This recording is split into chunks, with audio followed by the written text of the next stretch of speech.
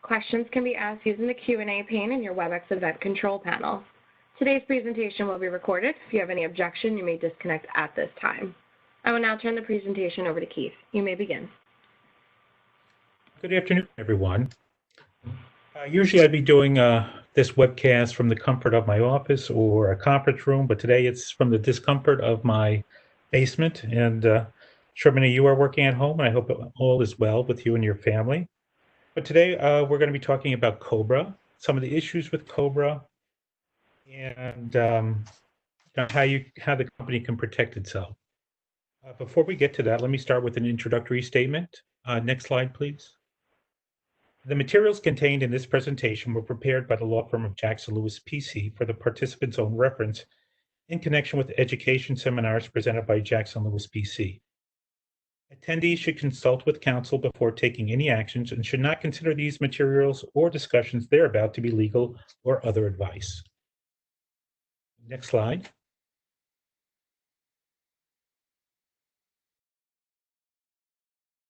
Next slide, please. Oh, okay. So we're talking about COBRA today. This started before all we plan on doing it on COBRA before all the coronavirus, but it's even a more topical subject. But the reason we wanted to discuss it because there's been an increase recently, especially in Florida and New York, with these class action lawsuits involving COBRA notices. And in these cases, they'll generally allege that the COBRA notice was there was some technical issue, there was some missing detail that was not included in the DOL's model notice.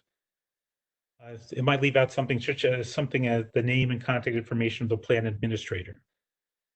For purpose of ERISA, usually the plan administrator is always the employer, even if you have some sort of COBRA administrator or third-party administrator helping you out.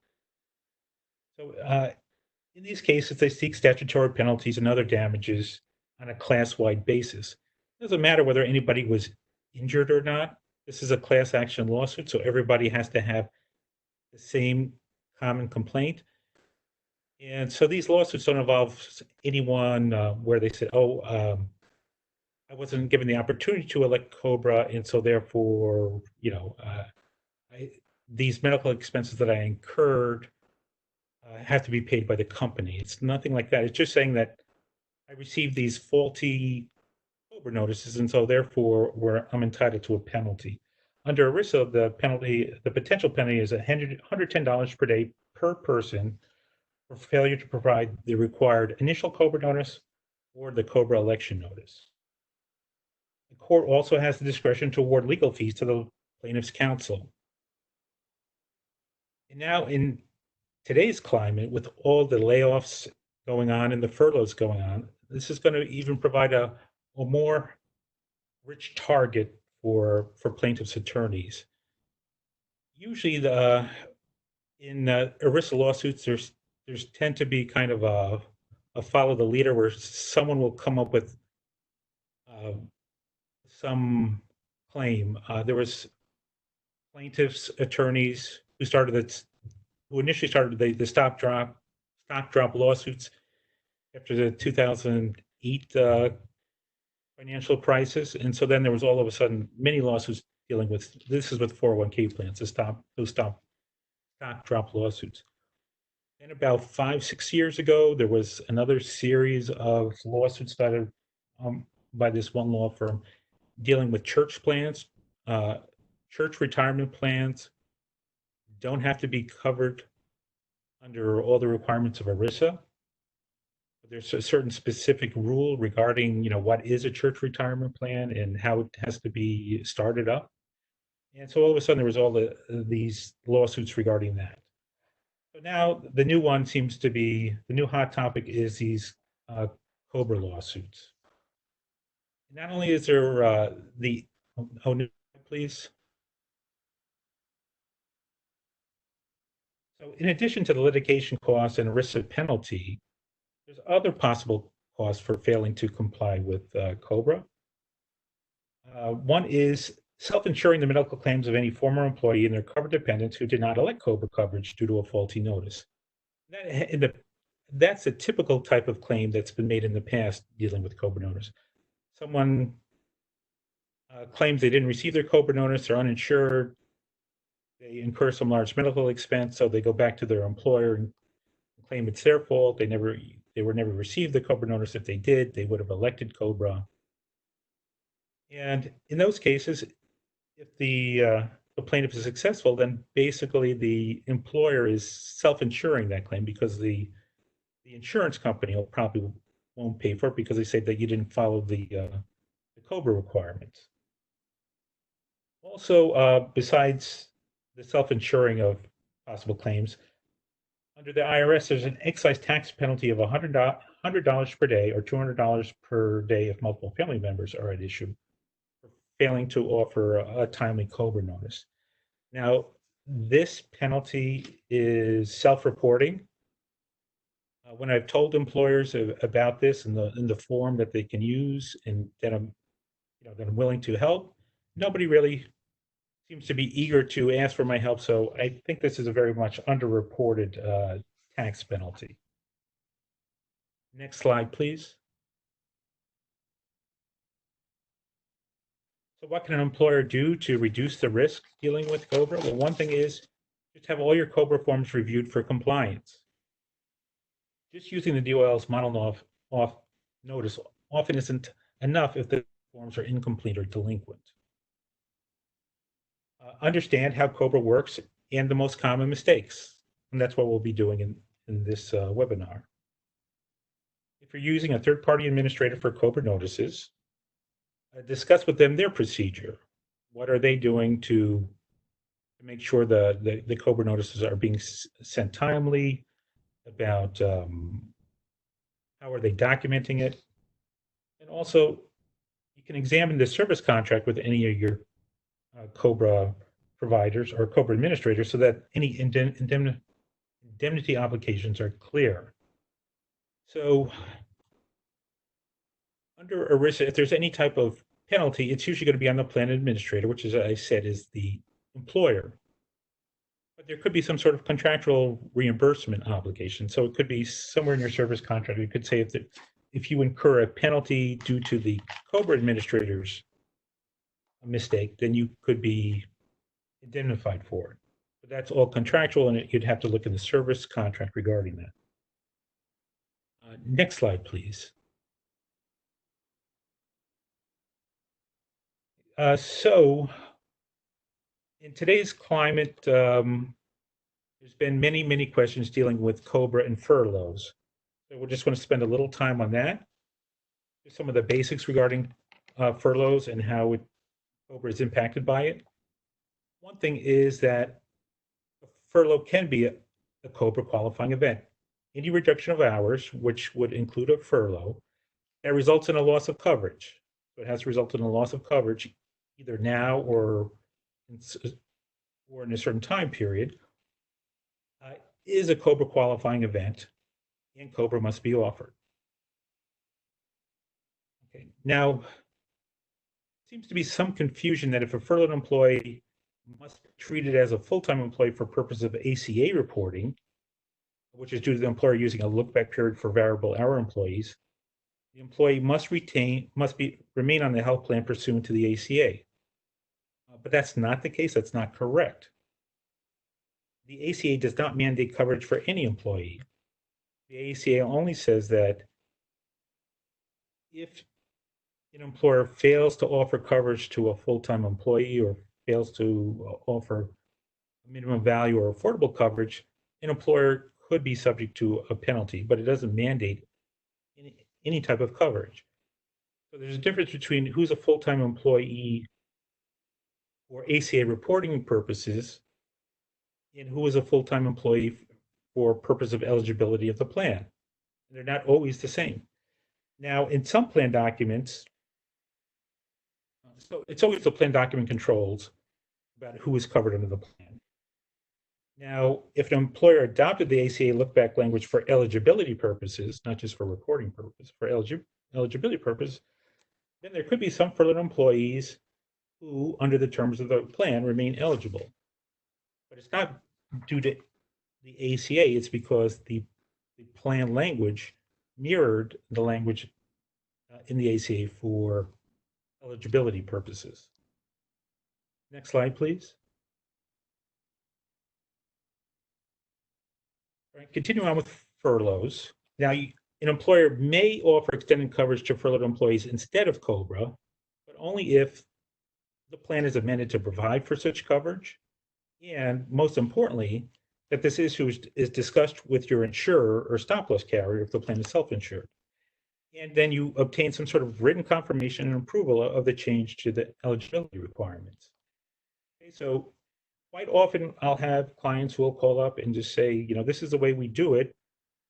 When someone terminates, we'll just continue coverage for a month or something like that. And they say, well, is that what your plan says? Can you point to me where it says that in your plan? And you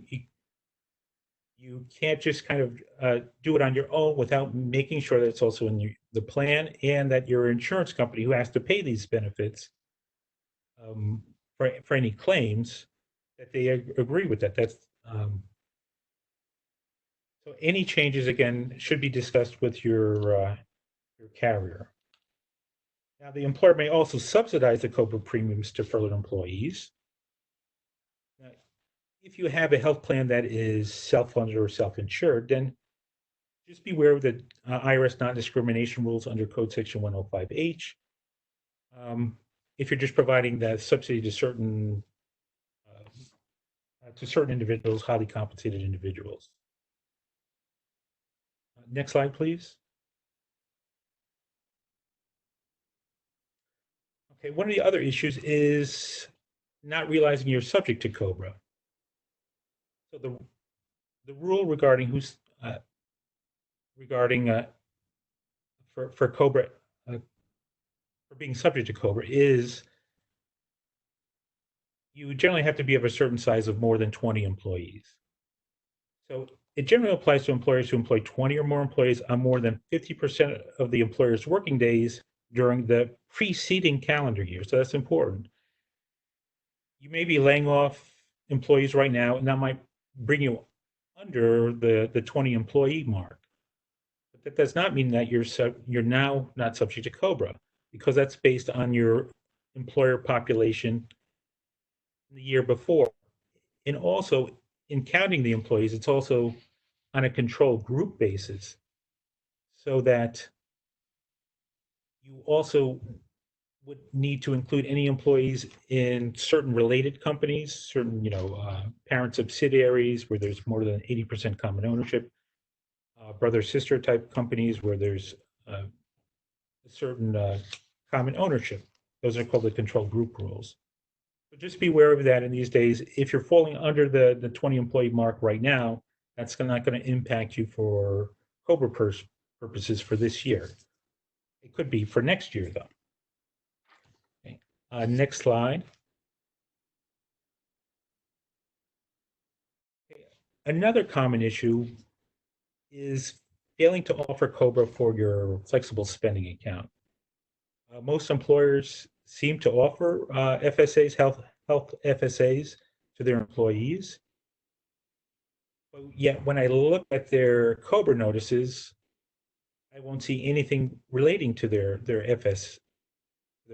They'll just have maybe their medical plan. They'll usually have their dental plan if they have one, or their vision plan included, but nothing regarding the HSA or the FSA, or if there's also an HRA.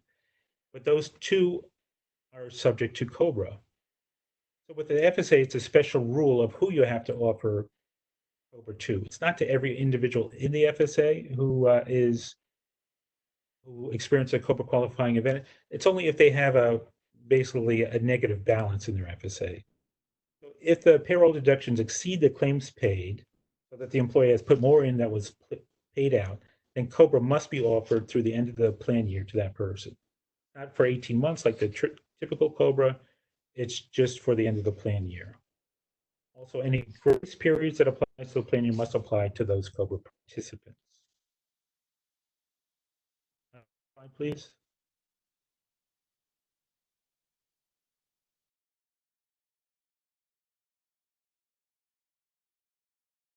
Okay, determination of the COBRA coverage period.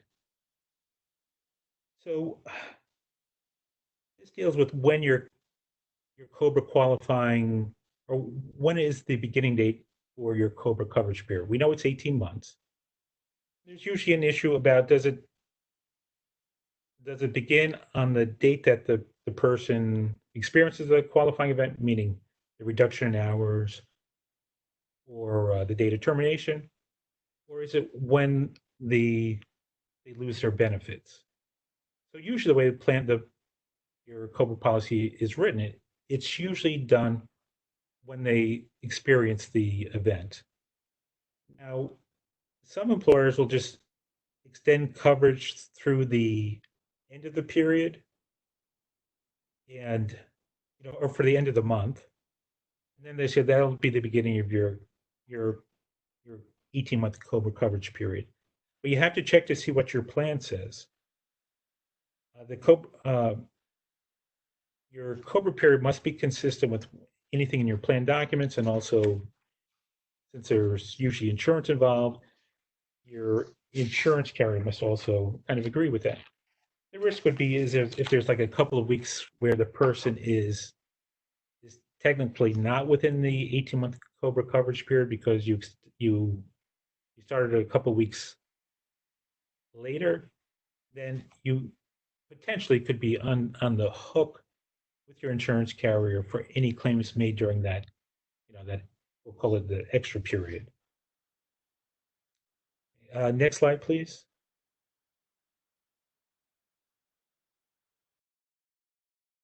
All right, one of the other more common issues is providing the election notice to the spouse. Administrators should mail an election notice to the employee and spouse at their last known mailing address. And if you know that they live at separate addresses, then it should be there should be two different notices sent, one to each address. A more conservative approach that some employers use is to send a separate notice in separate envelopes to the employee and to the spouse. Note that hand delivering the election notice to a terminating employee is not adequate notice to the spouse. You'd still have to send separate notice to any covered spouse. Next slide, please.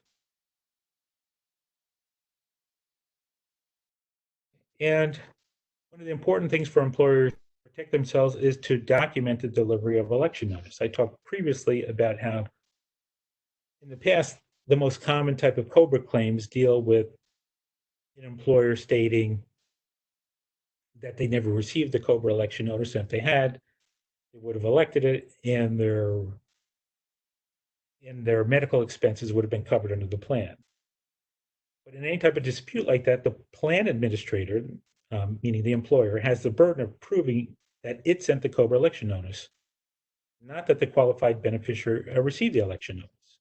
Right? So you just have to prove that it was sent, not that they actually received it. So if you mail an election notice, you would need to prove that you had some sort of written procedure for preparing and sending election notices, and that procedure was followed, that the notice was sent, when the notice was sent, the contents of the notice, and the address to which the notice was sent. Those requirements are not statutory. That's just based on, past court rulings and when they've looked at the situations. But the courts have looked at to see whether the employer has provided enough evidence to show that the COBRA election notice was sent to the claimant. So that is next slide. So that is the end of our talk on COBRA. I'm sure a lot of people will have questions regarding COBRA. I know I've been fielding many over the past couple of weeks. My contact information was on the first page. Although it has my office number, it does forward it here to me at home. Or if you want to, you can just contact your Jackson Lewis attorney that you normally deal with, and then you can ask them to refer you to me. Okay? So I hope all is well, and please take care of yourselves in these trying times.